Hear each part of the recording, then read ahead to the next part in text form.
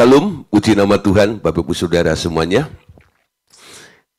Selamat berjumpa kembali malam hari ini dalam online discipleship revival total ministry.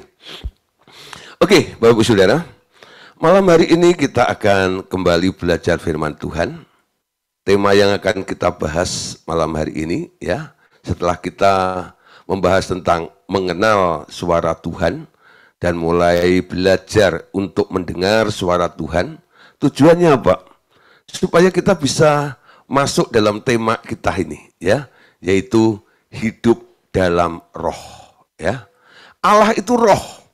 Barang siapa menyembah Dia, menyembah dalam roh dan kebenaran, betul?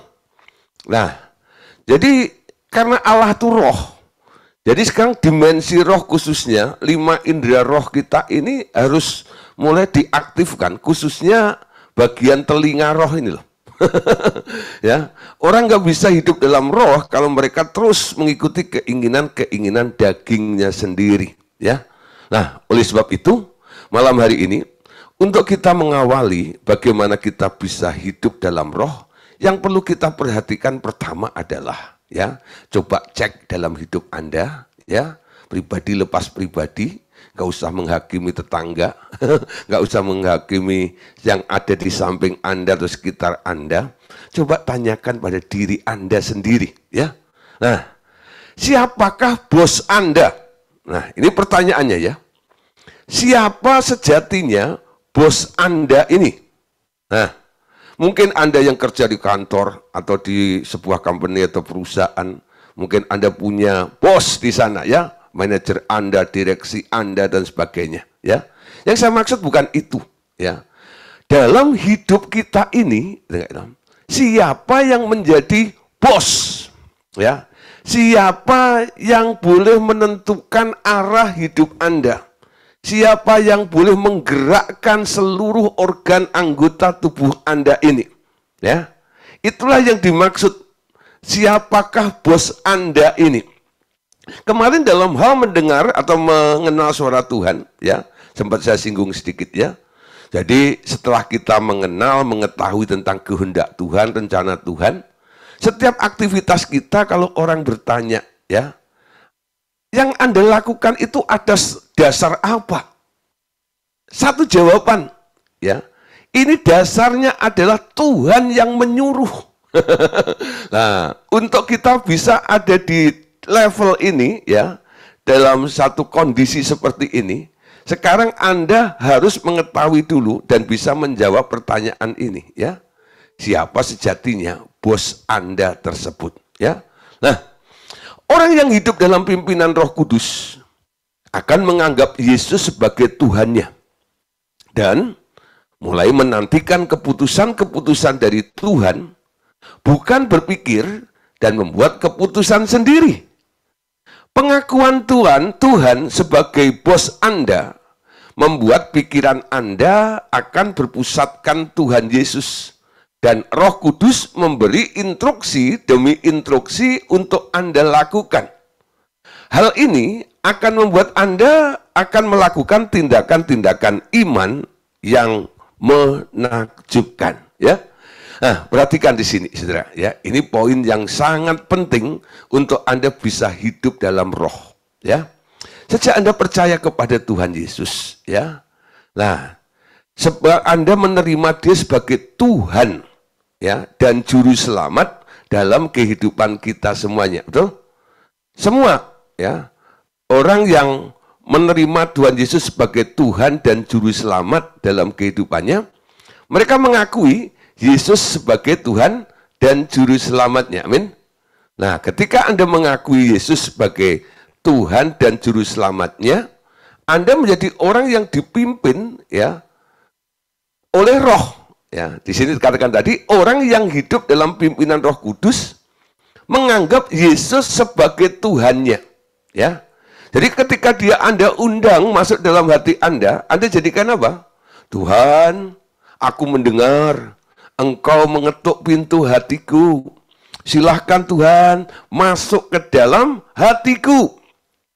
Setelah kalimat itu, ya, kalau Anda dibimbing oleh mentor Anda, biasanya mentor Anda mulai mengajak Anda untuk ngomong begini, betul? Tuhan, sekarang silahkan engkau menjadi Tuhan dan Raja atas hidupku. Ya. Nah, kadang-kadang kita nggak nyadar. Karena apa? Dalam kita mengundang Yesus proses kelahiran baru ini, kadang-kadang kita hanya emosi, ya. Tapi perhatikan setiap kalimat, walaupun Anda sedang dibimbing oleh mentor Anda, sebenarnya Anda sedang melakukan apa? Ya. Jadi ketika Anda mengundang Yesus masuk ke dalam hati Anda, sebenarnya Anda sekarang mempersilahkan dia masuk. Ketika dia ada di dalam hatimu, sekarang Anda bilang sama yang masuk ke dalam hatimu itu, Tuhan, jadilah Raja, jadilah Tuhan. Ya, jadilah Lord, jadilah Tuhan, jadilah Adonai dalam hidupku ini loh. Ya, kalau Anda menempatkan diri memberikan posisi Yesus yang Anda undang ke dalam hati Anda itu sebagai Tuhan atau Tuanmu, berarti Anda harus rela sekarang untuk menjadikan dia sebagai bos dan Anda adalah hambanya. Amin. Nah, dengan pengertian ini, Anda akan bisa menjawab pertanyaan tadi. Ya, siapakah bos Anda? Ya, bos saya adalah Tuhan Yesus. Makanya, dalam setiap keputusan yang saya ambil, ya, saya mulai nunggu, ya, menantikan keputusan-keputusan dari Tuhan. Tidak berpikir dan membuat keputusan sendiri. Itu konsekuensi daripada kita mengakui dia menjadi bos, menjadi Tuhan di dalam kehidupan kita semuanya. Yuk, malam hari ini, yang mungkin selama ini pengertiannya belum nyampe di situ, ya. Dengan penjelasan malam hari ini, ambil keputusan, ambil sikap. Tuhan, Engkau yang aku undang dalam hatiku, sekarang aku jadikan Engkau sebagai bosku. Aku adalah hambamu. Perintah aku. Apa yang engkau ingin kerjakan, apa yang ingin engkau lakukan, karena engkau adalah bosku. Ya, nah, mengakui, menyadari Tuhan adalah bos, sekarang sebagai hambanya, apa yang kita lakukan? Nunggu instruksinya, nunggu arahannya, sehingga semua yang Anda kerjakan nanti dinilai oleh bosmu dan berkenan, ya, di hadapan bosmu itu. Lah yang dapat, yang berkenan, yang Anda lakukan karena sesuai dengan instruksinya, nanti bosmu akan memberikan reward, akan memberikan nilai kepada Anda, betul? Nilai kepada kita semuanya. Nah, saudara, nanti Tuhan yang besar, Tuhan yang luar biasa, Tuhan yang dahsyat di dalam hidup Anda ini, ketika Anda beri otoritas penuh atas hidup Anda untuk menjadi bos, pengendali, memberikan instruksi dan gagasan kepada Anda, apa yang akan dilakukannya? Kapasitasnya yang besar ini nanti akan terjadi di dalam kehidupan Anda juga. Waktu dia memberikan instruksi, arahan kepada Anda, pasti bukan perkara-perkara yang kecil. Dia akan memberikan instruksi perkara-perkara yang besar juga nantinya. Sehingga ya tindakan-tindakan iman yang menakjubkan nanti Anda boleh lihat terjadi di dalam kehidupan Anda, ya. Nah, sekarang lihat, ya. Bagaimana dengan orang-orang yang tidak menganggap Tuhan Yesus yang diundang dalam hatinya sebagai bos di dalam hidupnya, ya. Orang tersebut bisa dikatakan adalah orang yang hidup dalam dagingnya. Orang yang hidup dalam dagingnya, ternyata bosnya adalah dirinya sendiri. Sehingga hidupnya berpusatkan diri sendiri, alias egosentris. Orang semacam ini, saudara, ya, yang menganggap dirinya bos dan berpusatkan pada diri sendiri alias egosentris ini, ia tak akan pernah dapat dipakai oleh Tuhan kecuali diperalat oleh Tuhan. Nah, saudara, sekarang perhatikan ya, banyak hal saudara yang akan terjadi ya. Jadi orang-orang yang tidak dipakai oleh Tuhan ini ya, dia masih hidup dalam dagingnya, bosnya adalah dirinya sendiri. Hidupnya berpusatkan diri sendiri alias egosentris, ia tak akan pernah dapat dipakai oleh Tuhan kecuali diperalat oleh Tuhan. Ada dua istilah ya di sini, dipakai dan diperalat. Nah, saudara, kalau dipakai itu, saudara, Tuhan berkenan, ya. Tuhan berkenan atas apa yang Anda kerjakan, dan Anda juga diperkenan di hadapan Tuhan, ya. Jadi dua-duanya.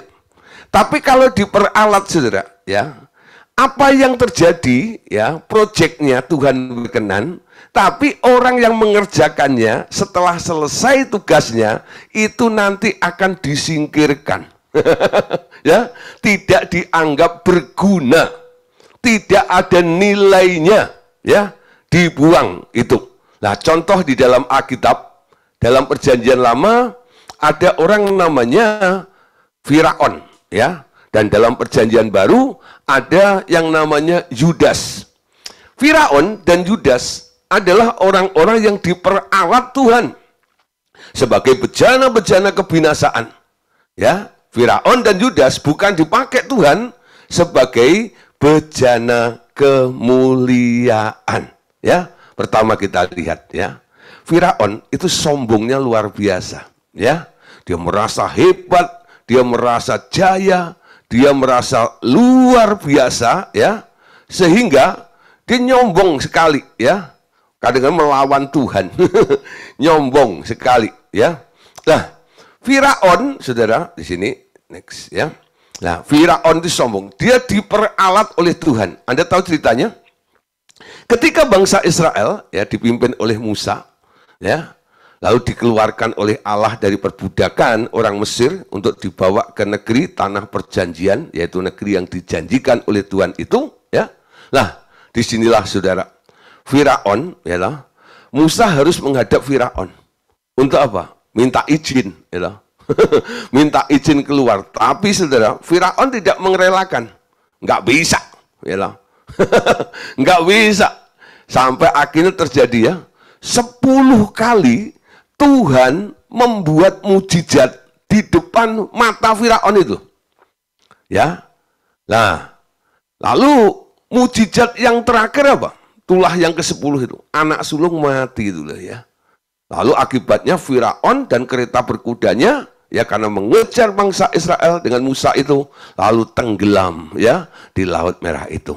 Nah, saudara, perhatikan di sini. Ya. Kenapa? Ya, Tuhan itu, ya, di sini dikatakan memperalat Firaun.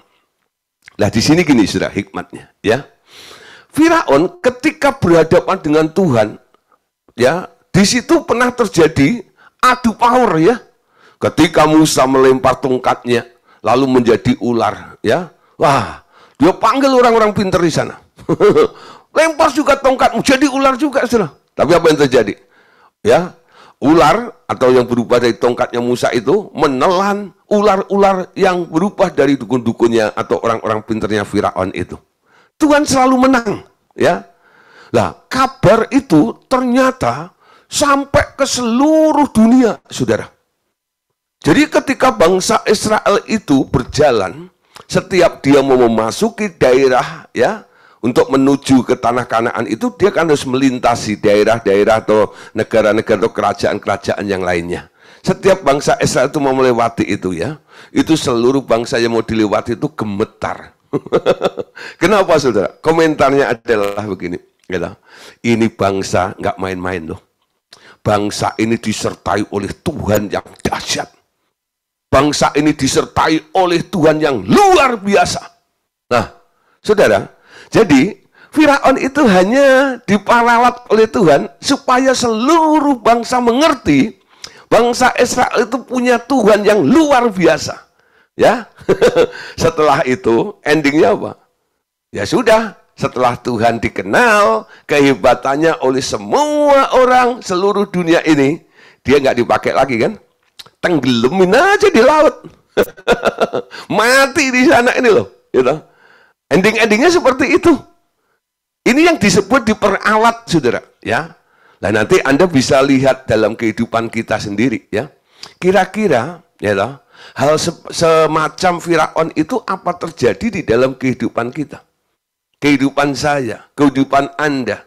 Sehingga kelihatannya Anda menjalankan sepertinya ini pekerjaan Tuhan. Tapi apakah Anda sedang dipakai oleh Tuhan atau Anda sedang diperalat oleh Tuhan ya? Contoh yang kedua, saudara, namanya Yudas ya. Nah, bagaimana dengan Yudas? Berikan sini. Ya. Nah, Yudas ya. Lihat Yudas. Ini cium Yesus. Di mana? Di Taman Getsemani ya. Yudas itu. Ada orang bilang begini, Pak, dulu ada pernah seminar, ya ada seminar itu judulnya adalah kita harus berterima kasih kepada Yudas. Ya, wah, itu tema sangat menghebohkan. Kenapa kita harus berterima kasih sama Yudas? Kalau Yudas nggak mengkhianati Tuhan Yesus dan Yesus mati, kita yang binasa. Memang sudah itu nyambungnya memang ada ya. Jadi kalau Yesus nggak mati, kita yang mati, betul? Karena Yesus mati, makanya kita hidup. Nah, bagaimana Yesus mati? Oh, untung ada Yudas. Kalau nggak ada Yudas, kita yang mati. Yuk kita terima kasih sama Yudas ya. Nah, apakah betul seperti itu? Nah, di sini kita mulai mengerti. Memang kehendak Bapa, Yesus harus mati di kayu salib, betul? Harus ada yang cari gara-gara. Harus ada yang menyerahkannya. Secara hukum harus dilakukan seperti itu, ya. Nah, Yesus diserahkan, Yesus ditangkap, ya, lalu dieksekusi sampai di kayu salib di sana. Dan Yesus menebus Anda, ya, sehingga kita boleh selamat itu. Tapi apakah benar kita harus berterima kasih kepada Yudas? Enggak, saudara. Ya, kalau Anda nanti pelajari, ya, kenapa ketika perjamuan kudus atau perjamuan terakhir itu, iblis membisikkan sesuatu kepada Yudas, betul? Iblis membisikkan sesuatu kepada Yudas. Kenapa? Karena Yudas itu hatinya nggak bener, ya toh, nggak beres. Menjadi murid Tuhan, dia punya agenda sendiri. Dan Yesus itu sudah tahu lama sebenarnya, ya. Tapi kenapa nggak dipecat sama Tuhan Yesus? Nah, kalau Yesus datang kali kedua, model kayak Yudas langsung disikat habis, saudara. Tapi pada waktu itu, Yesus kan datang sebagai apa? Guru, betul ya? Tugas guru itu apa? Menampung orang-orang salah. Diperbaiki kalau bisa, gitu loh.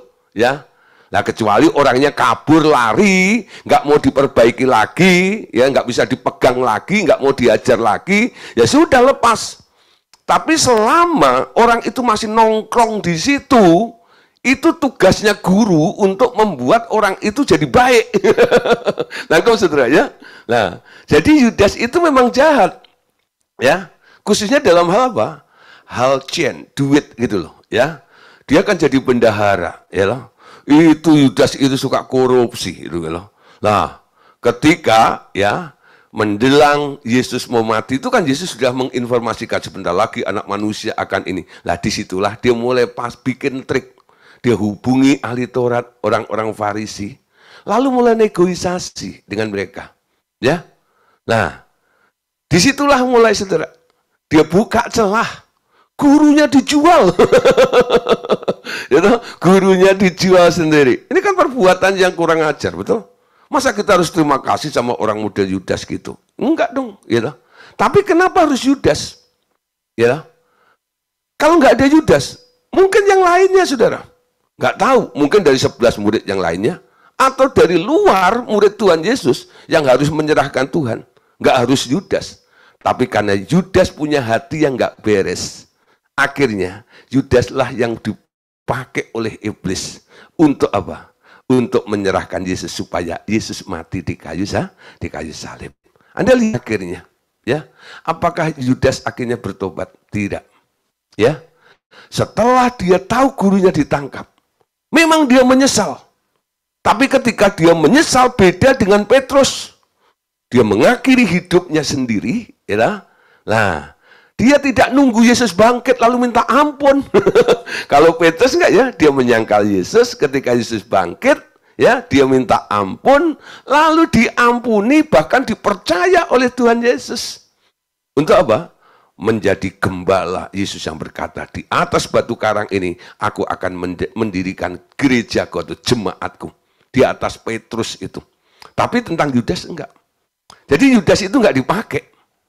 Ya. Bukan dipakai untuk ya bejana kemuliaan, bukan. Yudas itu hanya diperalat, ya. Diperalat supaya apa?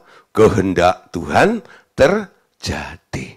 Jadi sekarang ya, kita harus waspada, hati-hati.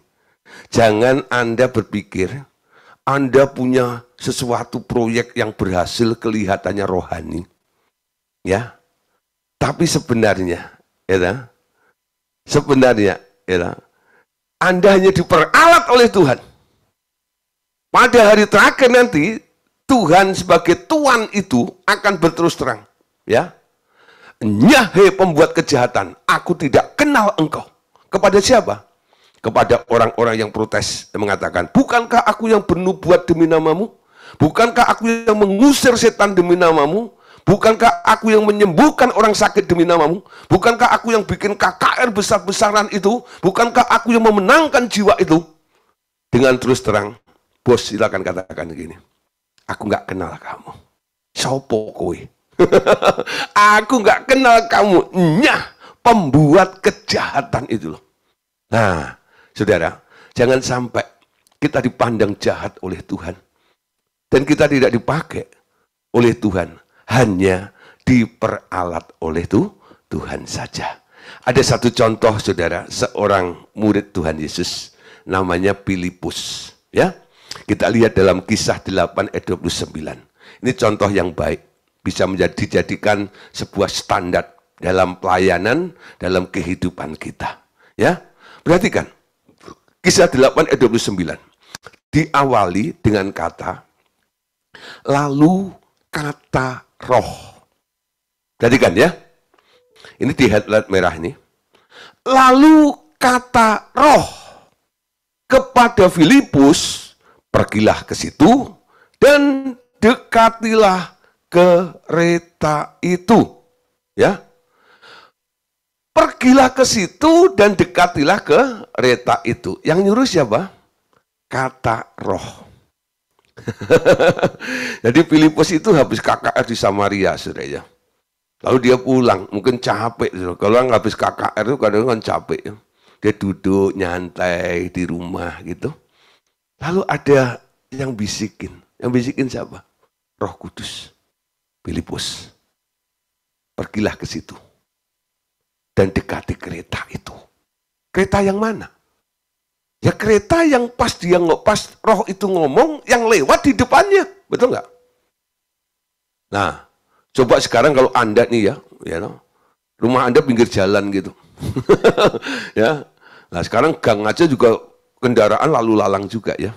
Nah, lalu ada perintah, Filipus kalau keretanya kita ganti dengan kendaraan atau mobil gitu ya. Ya. Keluar, pergi deketi mobil itu. Mobil yang mana? Betapa banyaknya mobil-mobil itu ya.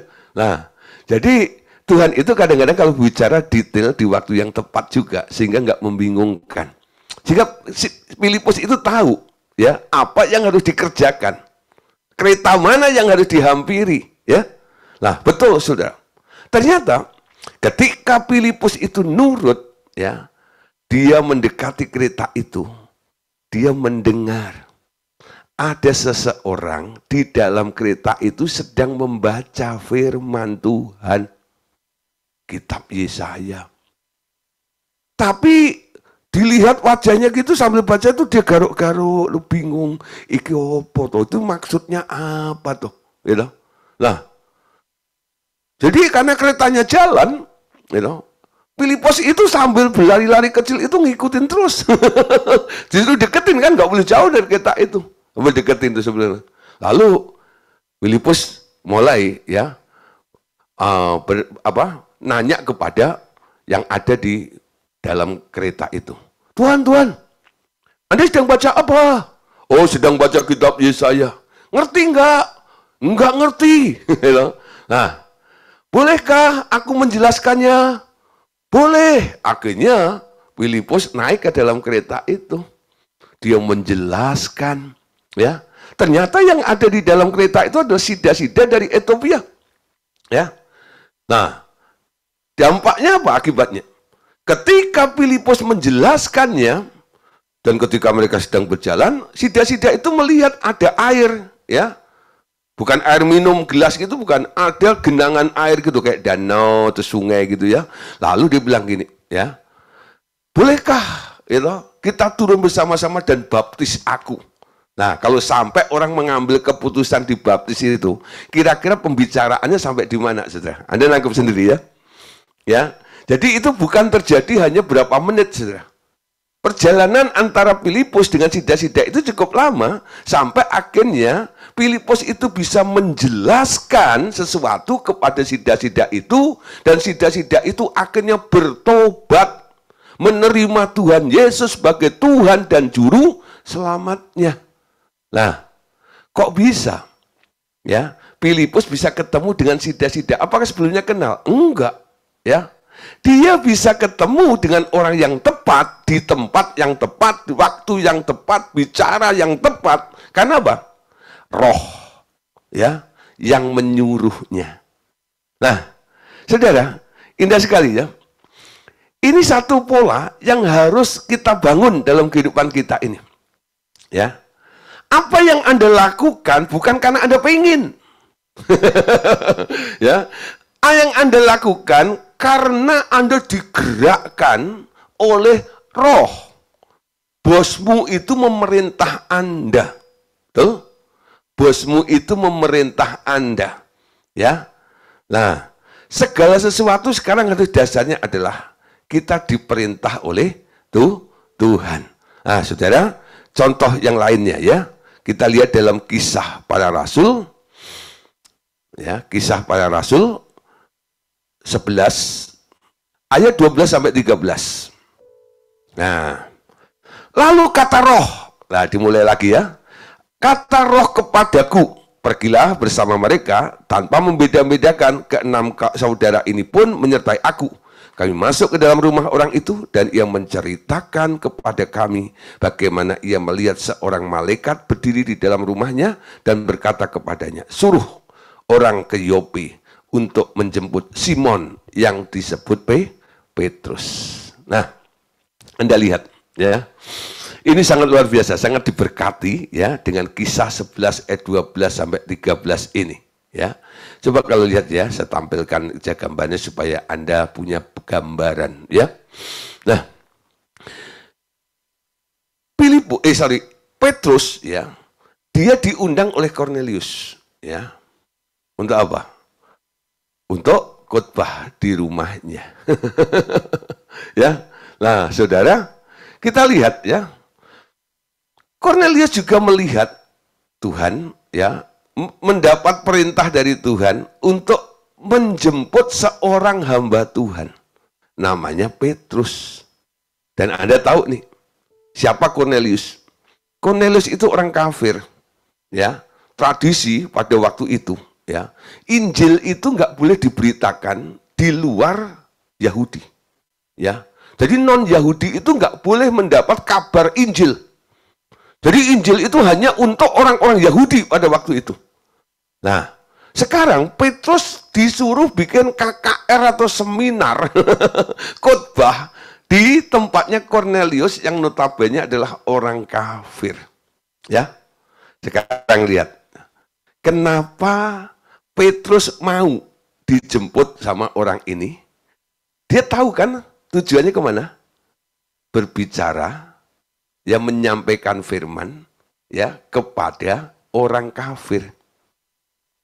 melanggar aturan. Ya. Melanggar aturan. Kenapa Petrus bersedia? Tuhan itu kalau memberi perintah kepada kita, nggak membingungkan, saudara. Walaupun itu harus melawan arus sekalipun, seperti Petrus ini. Ya. Hukumnya, ya, tradisi pada waktu itu, orang kafir nggak boleh dengar Injil. Sekarang roh dikatakan, ya, pergilah bersama mereka. Roh itu meneguhkan. Ketika Petrus agak bingung, bimbang itu, roh itu memberi peneguhan. Petrus, pergi, ya. Kamu nggak boleh membeda-bedakan, ya. Kamu nggak boleh membeda-bedakan. Lalu Petrus itu pergi aja seperti itu ke tempatnya Cornelius ini, ya.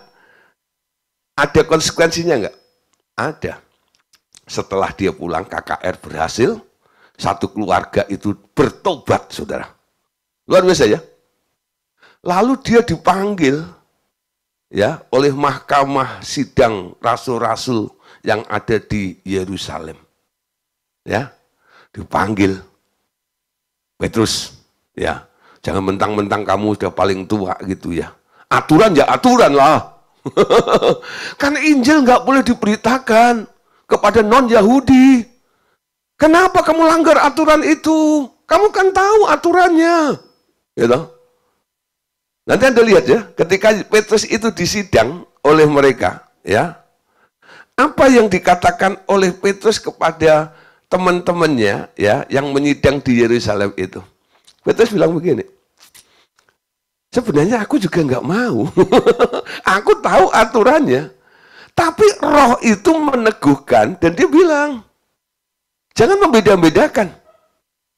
Ya, oh kamu mimpi aja kali. Enggak, betul. Kenapa saya yakin itu roh? Karena sebelum utusan itu datang, ya, ketika aku sedang di rumah mertuaku, ya, perutku sedang lapar, nunggu mertua masak. Ada penglihatan, ada kain terbentang turun dari langit. Di depan mataku, isinya itu adalah segala jenis binatang yang haram. Lalu ada suara, ambil, makanlah. Ambil, makanlah. Ya. Aku jawab, aku tak biasa. Ya. Itu kan haram. Sampai 3 kali. Ya. Lalu kain itu terangkat, hilang, lenyap. Setelah kainnya lenyap, mertua datang bawa capcay, poyong hai. Ya. Lalu saya makan. Selesai makan, ya, meja makan diberesin, pintu diketok. Tok, tok, tok, tok, wow. Ada yang datang ngundang saya, KKR di tempatnya Cornelius yang adalah orang kafir itu. Ketika saya ragu, ketika saya masih bimbang, roh itu berkata, ya, pergilah bersama mereka tanpa membeda-bedakan. Ketika Petrus menjawab seperti itu, para rasul, gak ada yang bisa berkomentar lagi. Kalau memang begini, ini artinya memang sudah saatnya Injil harus diberitakan keluar dari orang-orang Yahudi. Dan setelah itu, saudara, mereka mulai menginjil. Ya, bukan sasarannya bukan hanya orang Yahudi tok. Sampai akhirnya Paulus menginjil seluruh Asia Kecil, diinjilin oleh Paulus. Ya, sampai ke Indonesia. Dan akhirnya Gideon bertobat juga ini. Ini gara-gara sikapnya Petrus, saudara. Ya, coba, saudara, kalau tidak ada terobosan seperti itu, Anda dan saya yang bukan orang Yahudi itu, nasibnya apa? Go to hell semuanya, betul? Masuk neraka semuanya. Nah, kalau kita harus berterima kasih, bolehlah berterima kasih sama Om Petrus, ya. Tapi jangan berterima kasih sama Om Yudas. Yudas itu hanya diperalat. Tapi Petrus itu dipakai oleh Tuhan. Amin. Ini loh perbedaannya. Firaun diperalat, Yudas diperalat. Memang Tuhan diuntungkan, betul? Rencana Tuhan terjadi kelihatannya. Tapi setelah itu nasib mereka seperti apa? Mati, dibuang saja. Beda ya dengan Filipus. Ya. Filipus terus berjaya. Terus melanjutkan pelayanannya. Petrus akhirnya dipercaya oleh Tuhan untuk apa? Menjadi gembala pertama kali, ya. Jadi gembala pertama kali, pastor pertama kali itu sebenarnya adalah Petrus. Ya. Petrus itu, ya. Nah, coba lihat ayat yang lain, Saudara, ya. Kita lihat dalam Lukas pasal 17 ayat 6 sampai 10. Jawab Tuhan, sekiranya kamu mempunyai iman sekecil biji sesawi saja, kamu dapat berkata kepada pohon ara ini, tercabutlah engkau dan tertanamlah di dalam laut, dan ia akan taat kepadamu. Demikian jugalah kamu, apabila kamu telah melakukan segala sesuatu yang ditugaskan kepadamu, hendaklah kamu berkata, kami hamba-hamba yang tidak berguna, kami hanya melakukan apa yang harus kami lakukan. Ya, nah, ya, saudara lihat, saudara. Satu kali Tuhan Yesus tanya pada murid-muridnya, kalau ada orang bersalah kepada kamu, berapa kali harus diampuni? Petrus dengan lantang berkata, 7 kali. Itu dalam sehari. Ya, itu kalau Tuhan bilang, oke, kalau memang kamu bilang 7 kali, lakukan ya. Sehari 7 kali ngampuni orang, wah, saudara tuh, itu wah tuh, bisa nggak nih, gitu ya. Tapi, saudara, Tuhan Yesus malah bilang begini, ya, tidak kataku, bukan 7 kali, ya. Nah, 70 kali, 7 kali.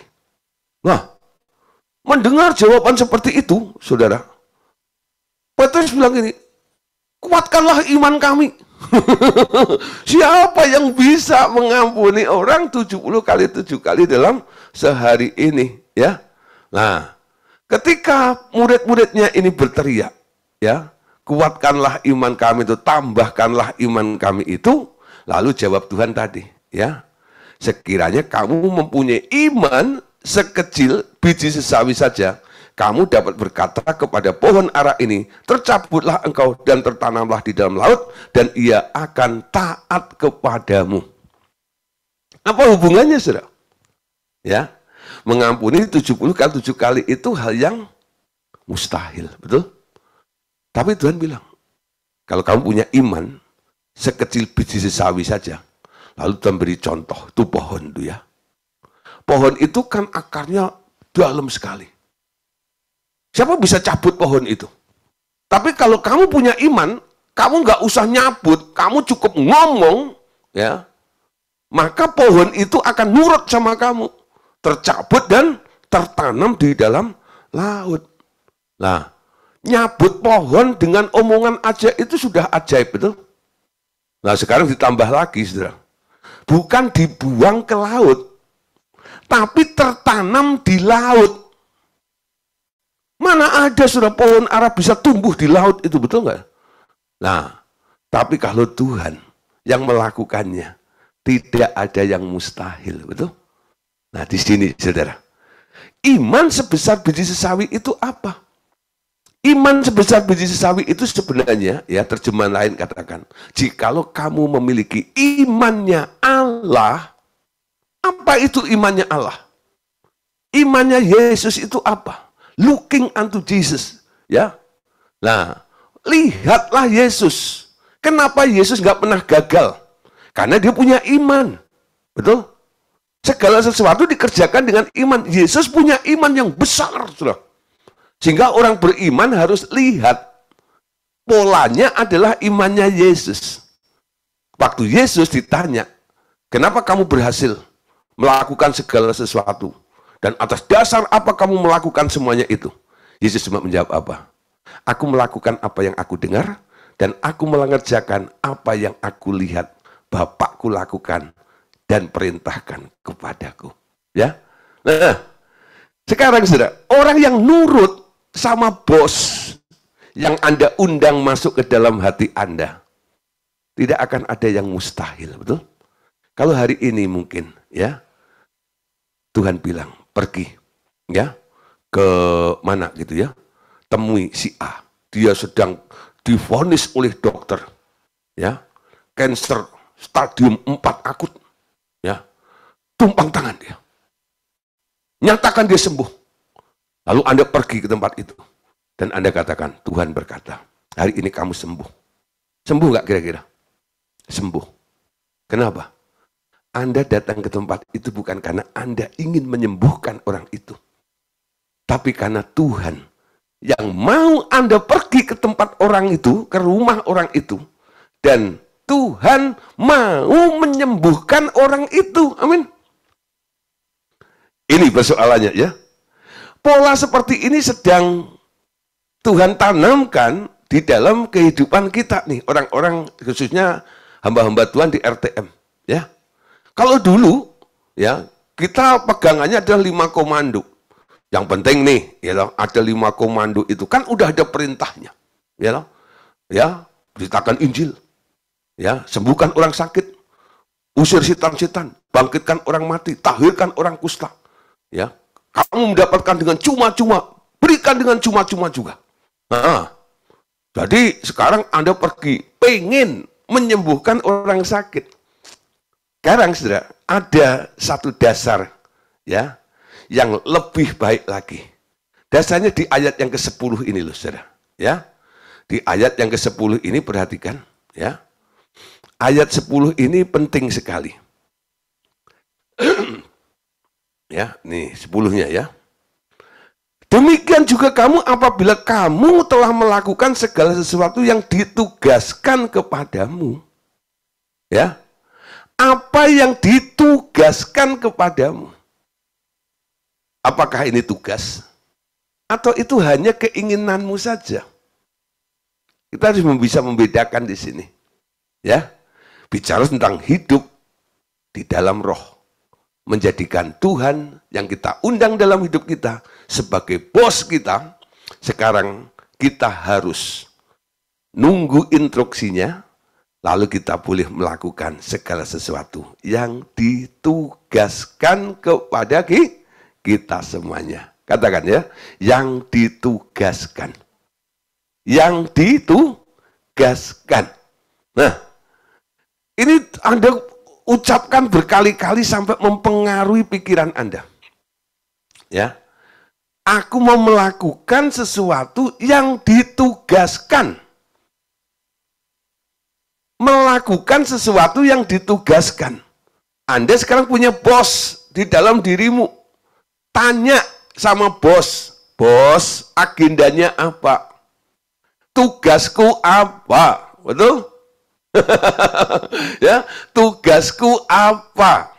Nah, tugasku apa? Nih, nanti bos akan bilang, hari ini kamu akan lakukan ini, kamu pergi ke sana, kamu pergi ini dan itu dan sebagainya. Nah, Tuhan akan bergerak melalui bidang Anda juga. Kalau saya seorang hamba Tuhan full timer seperti ini, Tuhan kadang-kadang menggerakkan saya dalam ministry, ya. Nah, walaupun kadang-kadang juga dalam bersosialisasi dengan tetangga, dengan lingkungan dan sebagainya. Ya, tapi lebih konteksnya bukan kepada satu bisnis gitu. Tapi kalau Anda ya masih dalam dunia bisnis ya. Nah, mungkin ladang Anda di situ. Anda masih bekerja biasa.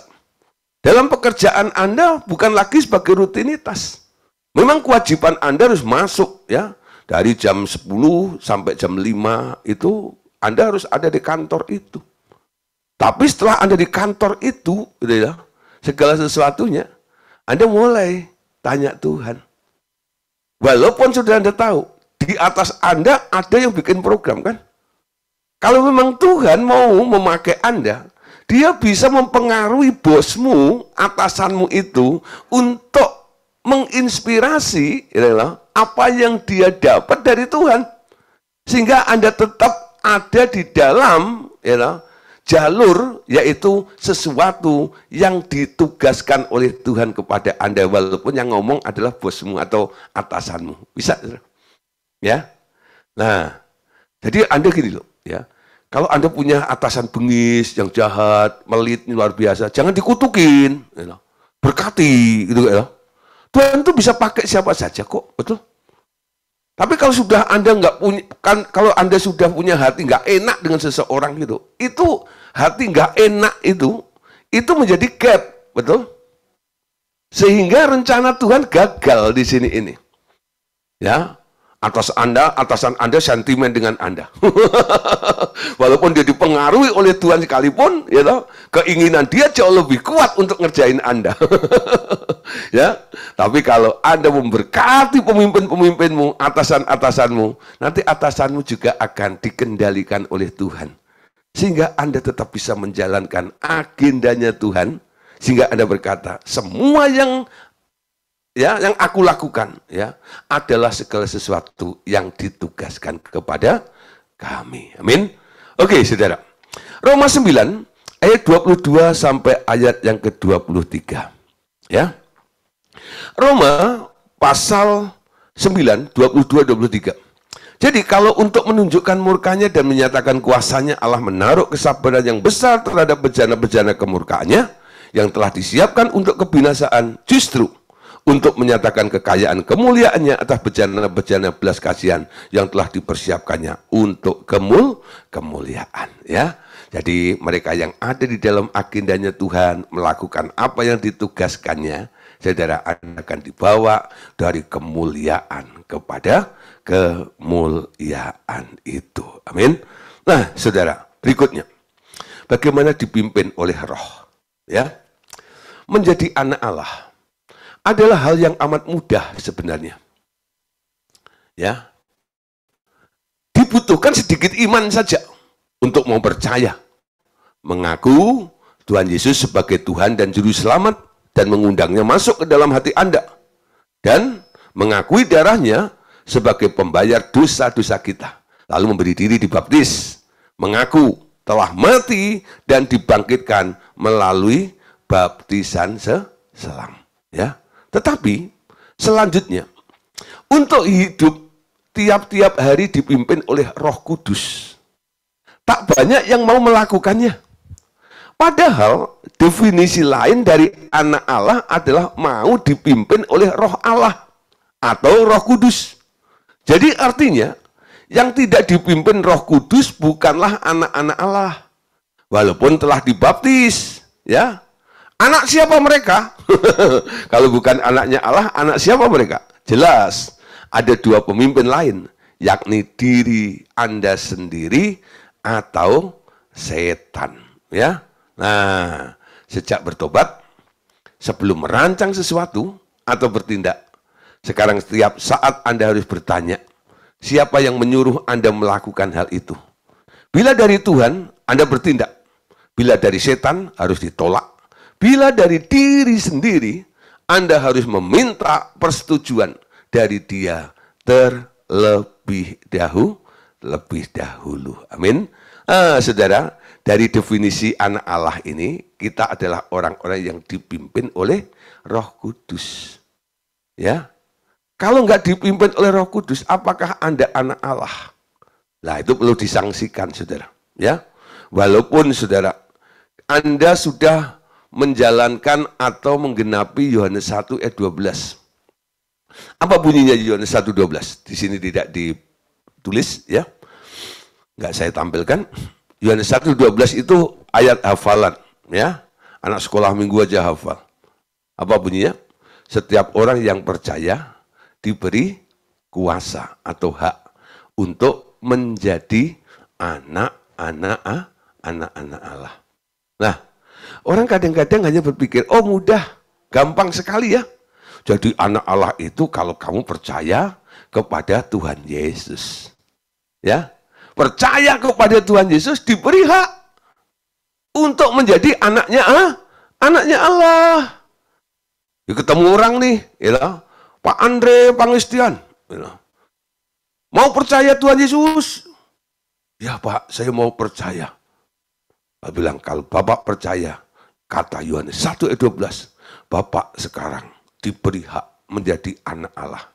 Pertanyaannya, ketika saya lakukan seperti ini kepada Pak Andre Pangestian ini, apakah Pak Andre Pangestian bisa langsung disebut sebagai anak Allah? Belum sebenarnya. Itu baru hak. Hak itu bisa dijalankan, hak itu bisa digunakan, ya, hak itu bisa diambil atau tidak, ya. Nah, tergantung. Ketika Anda percaya kepada Tuhan Yesus, Anda punya hak, punya akses untuk menjadi anak Allah itu. Nah, oleh sebab itu tindakan selanjutnya setelah Anda percaya kepada Tuhan Yesus, Anda menjadikan dia sebagai bos dalam dirimu, lalu beri dirimu untuk boleh dipimpin oleh bos itu loh. Kalau kamu nggak dipimpin oleh Allah, nggak dipimpin oleh Roh Kudus, nggak dipimpin oleh Tuhan Yesus, kamu anaknya siapa? Bukan anaknya Allah. Ya. Nah, dasarnya ada satu ayat sini ya. Tadi kan Roma 8:14. Semua orang yang dipimpin Roh Allah adalah anak Allah. Nah, di sini nggak bicara hak, tapi ini pemberitahuan. Ya, firman Allah memberitahu kepada kita bahwa yang disebut anak Allah adalah anak Allah itu apa? Dimulai dari semua orang yang dipimpin oleh Roh Allah. Kalau nggak dipimpin oleh Roh Allah, bukan adalah anak Allah, tuh. Jadi nggak semua orang percaya kepada Tuhan Yesus itu disebut anak Allah. Disebut orang percaya, betul. Tapi disebut anak Allah itu sebutan yang berbeda, betul? Anda nggak bisa otomatis orang percaya adalah anak Allah, enggak. Dari menjadi orang percaya, sekarang orang percaya itu mulai ya menempatkan Tuhan yang dipercaya itu menjadi Tuhan atas hidupnya, baru dia disebut sebagai anak Allah. Amin. Nah, dengan penjelasan sampai di sini, kalau saya tanya nih Bapak Ibu Saudara yang telah mendengarkan firman Tuhan, pengajaran pada malam hari ini, siapa di sini anak Allah?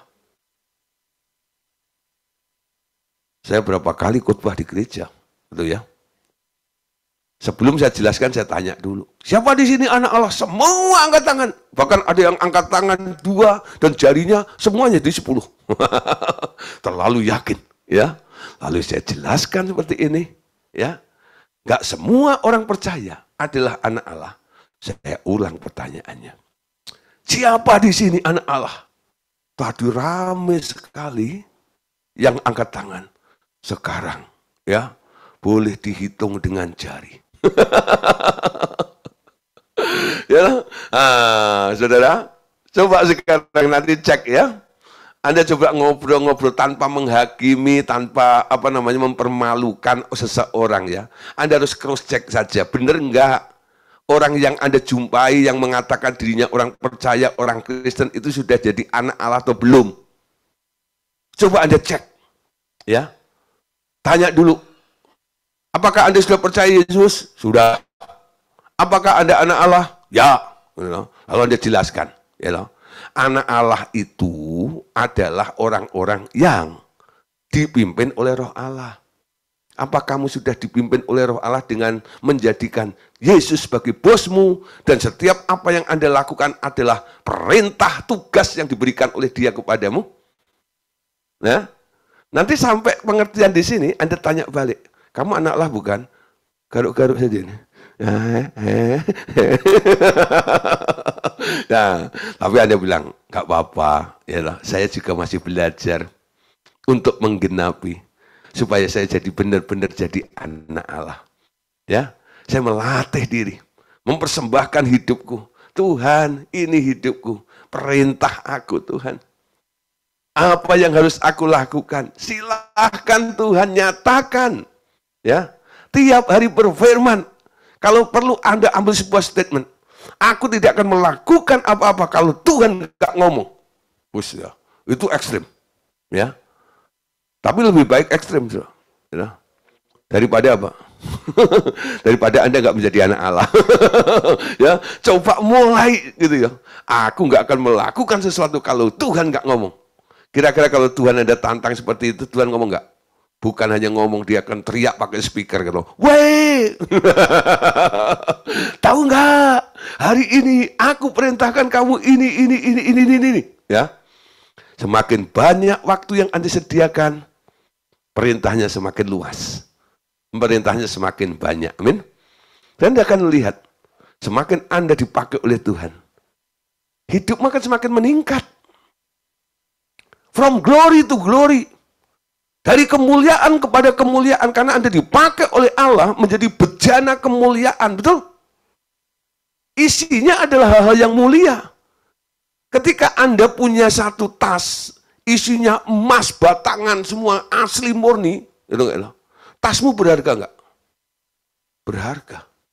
Daripada tas yang sama, isinya kantong kresek. Ada loh. Ya, ibu-ibu yang koleksinya kantong kresek gitu ya. Jadi tas isinya macam itu ya. Wah, pergi ya. Kantong kreseknya nggak lupa. Nah, tapi beda dengan yang isinya emas itu. Tas itu jadi rebutan, tas itu jadi perhatian. Bukan karena tasnya, tapi karena isinya, betul? Kalau tugas yang Anda lakukan, aktivitas Anda adalah tugas yang diberikan oleh Allah kepada Anda, tugas yang mulia itu, kira-kira hidupmu jadi mulia enggak? Jadi perhatian enggak? Penting enggak? Jadi penting. Amin. Jadi untuk naik level, jadi penting, dimuliakan itu, cuma satu. Isi bejana hidupmu itu dengan kehendak Dia. Tiap hari lakukan agendanya. Ya? Mau, saudara? Saya mau banget. Kalau Anda nggak mau, ya sudah. Itu keputusan Anda. Amin. Galatia 5 ayat 25 sampai 26. Galatia 5, 18 dulu. Ya. Akan tetapi, jikalau kamu memberi dirimu dipimpin oleh roh, maka kamu tidak hidup di bawah hukum Taurat. Nah, anak Allah, ya, itu adalah Tuhan, ya, atas segala aturan. Nah, di sini nih, Anda lihat ya.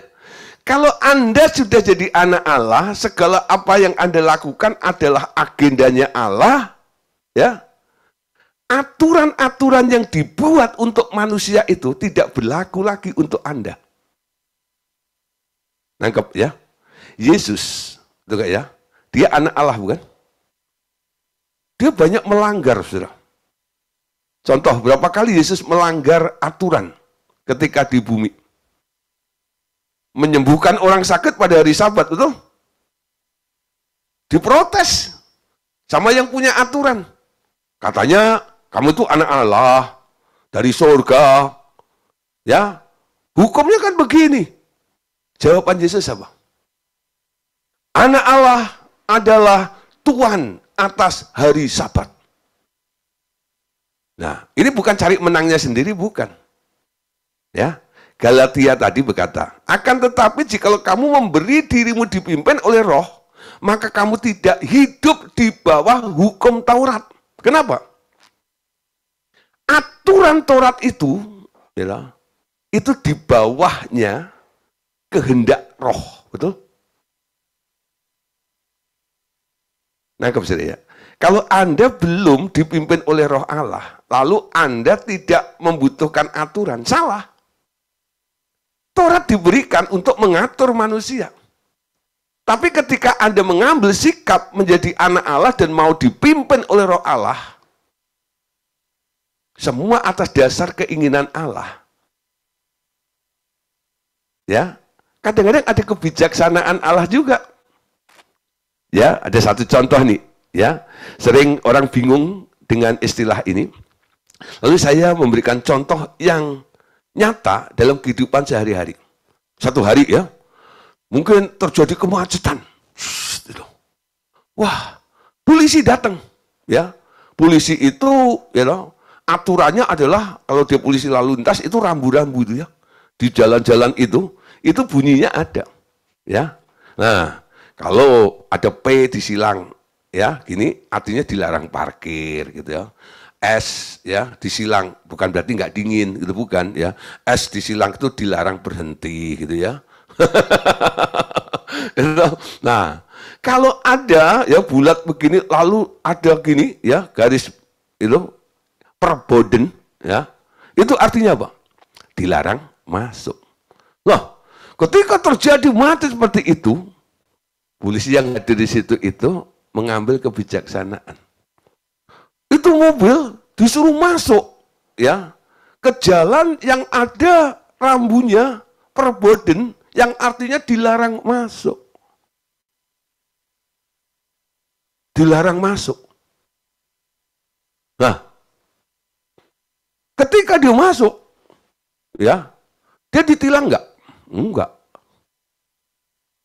Dia dianggap melanggar nggak? Enggak. Kenapa? Dia masuk di area terlarang itu, disuruh, gitu nggak ya? Sama yang bikin aturan. Nangkep ya? Aturannya tetap. Tapi karena yang bikin aturan menyuruh, nah aturan nggak berlaku. Nangkep ya? Nah di sini harus hati-hati. Ya, jangan Anda gara-gara pingin melanggar, lalu Anda mengatasnamakan Tuhan. Itu beda lagi. Itu maumu. Betul nggak ya? Nah, semua harus turut maunya Tuhan. Amin. Dipimpin oleh Roh. Kamu tidak hidup di bawah hukum Taurat. Amin. Taurat itu untuk manusia. Ya. Kita yang nurut sama Tuhan, dipimpin oleh Roh Allah, sekarang kita bukan manusia. Kita adalah anak Allah. Amin. Nah, buhot midasi tohang. Buhot mida manusia bukan? Siapa di sini manusia? Nah, saya pernah seminar hamba Tuhan. Saya tanya, siapa di sini manusia? Angkat tangan semua. Saya tanya, siapa di sini anak Allah? Angkat tangan juga. Sekarang dipilih, ya. Siapa yang bukan manusia dan siapa yang anak Allah gitu. Bingung mereka gitu. Betul, yang notabene hamba Tuhan. Ya, wah saya dikerjain katanya Pak Gideon. Nah, saudara, ya berubah. Manusia itu perlu diatur dengan hukum. Kenapa? Namanya manusia itu bandel, ya, punya keinginan yang melanggar. Tapi anak Allah itu nurut sama Tuhan, ya. Galatia 5 ayat 25 sampai 26. Jikalau kita hidup oleh Roh, baiklah hidup kita juga dipimpin oleh Roh. Dan jangan kita gila hormat. Janganlah kita saling menantang dan saling mendengki. Ya, jadi kalau hidup oleh Roh, baiklah hidup kita juga dipimpin oleh Roh. Amin. Mau dipimpin oleh Roh. Nah, saudara, malam hari ini sampai di sini dulu ya. Jadi tentang hidup dalam Roh. Pertama, pastikan apa? Siapa bosmu. Ketika Anda sudah tahu bosmu siapa, Anda menempatkan diri sebagai hamba, betul? Hamba tugasnya apa? Mengetahui agenda bosnya. Tiap hari. Jadi kalau Anda pagi-pagi berdoa, apa yang Anda cari? Apa yang Anda tanya pada Tuhan? Jangan komplain terus. Hanya minta perlindungan Tuhan, berkati saya Tuhan hari ini. Ya, tolong jagai rumah saya, sebentar saya akan tinggal. Gitu ya, udah macam itu. Nah, satu hal. Bapak Surgawi, ya, mengucap syukur untuk hari yang baru ini.